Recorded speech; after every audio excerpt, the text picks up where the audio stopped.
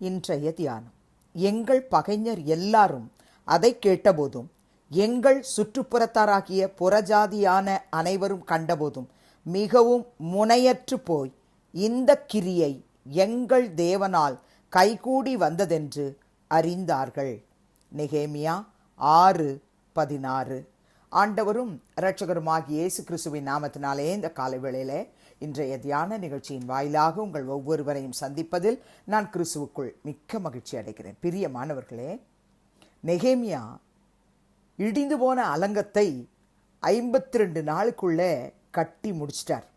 முடித்த பிறகு அங்கே நம்ம 16ஆம் வசனத்தில் வாசித்தோம், எங்கள் பகைஞர் எல்லாரும் அதை கேட்டபோதும், எங்கள் சுற்றுப்புறத்தாராகிய புறஜாதியான அனைவரும் கண்டபோதும். கேட்டாங்க, கண்டாங்க. கேட்டதையும் கண்டதையும் பார்த்த உடனே அவங்களுக்கு என்ன நடந்ததாம்? மிகவும் முனை அற்று போய், இந்த கிரியை எங்கள் தேவனால் கைகூடி வந்ததென்று அறிந்தார்கள் என்று பார்க்கிறோம். என் அன்பு சகோதர சகோதரிகளே, என்ன நடந்தது? எதை கட்டினாரு? நெகேமியா என்ன வேலை செஞ்சாரு? இதுவரைக்கும் அப்படி எனக்கு எதுவுமே தெரியாதுன்னு சொல்கிறீங்களா? தயவுசெய்து உங்களுக்கு அன்பாய் ஒரு காரியத்தை சொல்கிறேன். நெகேமியா புத்தகத்தை படிங்க. 1ஆம் அதிகாரத்திலிருந்து குறிப்பாய் 2, 4, 6 இந்த அதிகாரங்கள் எல்லாம் படிச்சிங்கன்னு சொன்னால், சிறையிருப்பில் மீந்திருக்கிறவர்கள் மகா தீங்கையும் நிந்தையையும் அனுபவிக்கிறாங்கன்றத இந்த நெகேமியா கேட்குறார். எருசலேமினுடைய அலங்கை இடிபட்டுருச்சு, அதன் வாசல்கள் அக்கினியால் சுட்டெரிக்கப்பட்டதுமாய் இருக்கிறது அப்படின்னு சொல்லி நெகேமியாவுக்கு நியூஸ் கொடுக்குறாங்க. பிரியமானவர்களே, இந்த வார்த்தை கேட்டபொழுது நெகேமியா கண்டும் காணாமல் போல, யார் செத்தா என்ன, யார் வாழ்ந்தா என்ன, எங்கே தீக்கிரையாக்குனா எனக்கு என்னன்னு சொல்லி இல்லை. 1ஆம் அதிகாரம் நெகேமியா 4ஆம் வசனத்தில் அதை கேட்டபொழுது அழுதான். உட்கார்ந்து அழுது சில நாளாய் துக்கித்து உபவாசித்து மன்றாடி பரலோகத்தின் தேவனை நோக்கி ஜெபம் பண்ணுறதை 1ஆம் அதிகாரத்தில் வாசிக்கிறோம். 2ஆம் அதிகாரத்தில் அதை கட்டுறதுக்கு, எப்படியாகல அந்த அலங்கத்தை கட்டுறதுக்கு எதாகிலோ விதத்தில் நான் செயல்பட்டே ஆகணும்னு சொல்லி துக்க முகமாக இருக்கான். ராஜா அவனுடைய துக்க முகத்தை பார்த்துட்டு ஏன் இப்படி இருக்கேன்னு கேட்ட உடனே அதுக்குரிய விளக்கத்தை சொல்கிறார். 2ஆம் அதிகாரத்தை படித்து பாருங்க. பிரியமானவர்களே, அதன் பிறகு ராஜாவுடைய கண்களை தயவு கட்டளையிட்டு தேவனுடைய தயவுள்ள கரம் நெகேமியா மேலே இருந்ததுனால ராஜா அவன் கேட்டதெல்லாம் பர்மிஷன் கொடுத்துட்டார். ஆனால் நெகேமியா 2ஆம் அதிகாரம் 10ஆம் வசனத்தில் எவ்வளவுதான் கர்த்தருடைய பிள்ளைகளுக்கு சலுகைகள் கிடைச்சாலும் சுற்றி இருக்கிற சத்துக்களுக்கு சும்மா இருக்க முடியுமா? பாருங்க 10ஆம் வசனம். இதை ஓரோனியனான சன்பலாத்தும் அம்மோனியனான தொபியா என்னும் ஊழியக்காரனும் கேட்டபோது, இஸ்ரவேல் புத்திரரின் நன்மையை விசாரிக்க ஒருவன் வந்தான் என்பது அவர்களுக்கு மிகவும் விசனமாயிருந்தது. சந்தோஷம் தானே படணும். பிதாக்களுடைய அந்த கல்லறை இடிக்கப்பட்டிருக்கு, அந்த அலங்கை இடிக்கப்பட்டிருக்கு, அதை ஒரு நல்ல வேலையை தானே செய்யறதுக்கு ஒரு மனுஷன் எழும்பியிருக்கான்னு சந்தோஷம் நல்ல படணும். ஆனால் அவங்களுக்கு அது விசனமாயிருந்தது என்று பார்க்கிறோம்.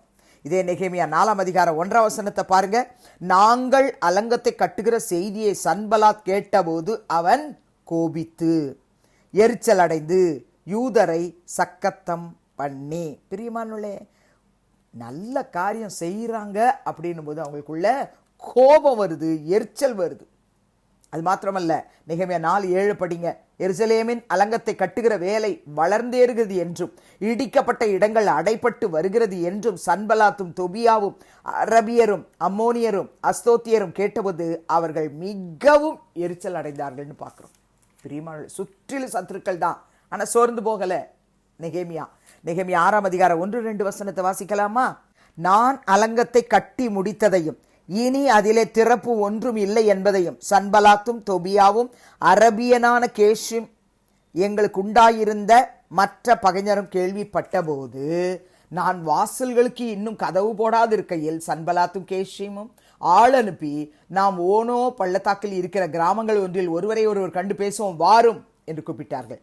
அவர்களோ வென்றால் எனக்கு பொல்லாப்பு செய்ய நினைத்தார்கள். ஆகவே இந்த அதிகாரங்களை படிக்கும் பொழுது சத்துருக்கள் எவ்வளவு எரிச்சல் கோபம் கொண்டிருந்து நயவஞ்சகமாக பொல்லாப்பு செய்யறதுக்காக நெகேமியாவை கூப்பிடுறாங்கன்றதை நம்ம அறிஞ்சு கொள்ள முடியும். ஆனாலும் கர்த்தர் யார் தெரியுமா பிரியமானவர்களே?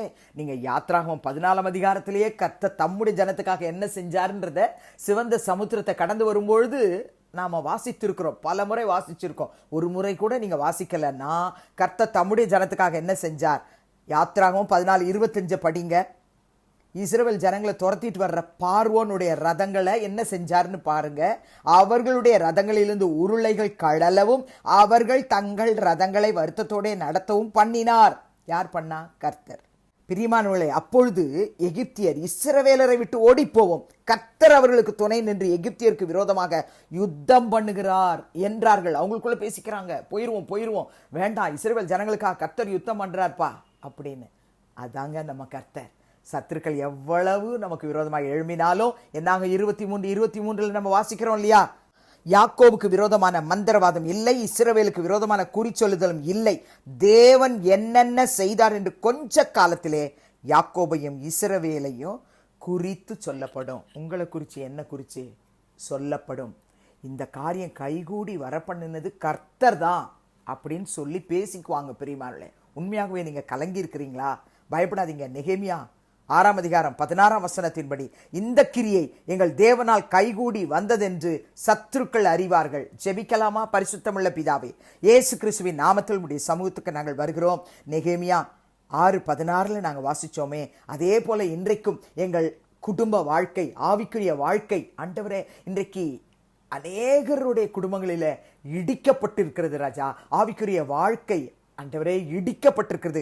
அதை கட்டி எழுப்புவதற்கு நெகேமியாக்களாய் கர்த்தர் எங்களை எழுப்புவீராக.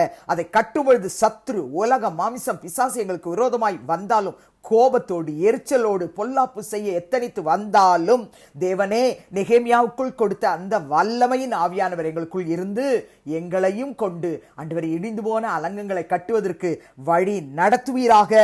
இந்த கிரியை எங்கள் தேவனால் கைகூடி வந்தது என்று அன்றைக்கு பகைஞர் அறிந்து கொண்டார்கள். தோபியா, சன்பலாத், கேஷியம் இன்னும் ஆண்டவரை எல்லா ஜனங்களை அறிந்து கொண்டார்களே, அதே போல எங்கள் சத்துருக்களும் அறிந்து கொள்ளத்தக்கதாக கர்த்தர் காரியங்களை கைகூடி வரப்பண்ண போகிறது. ஸ்தோத்திரம்.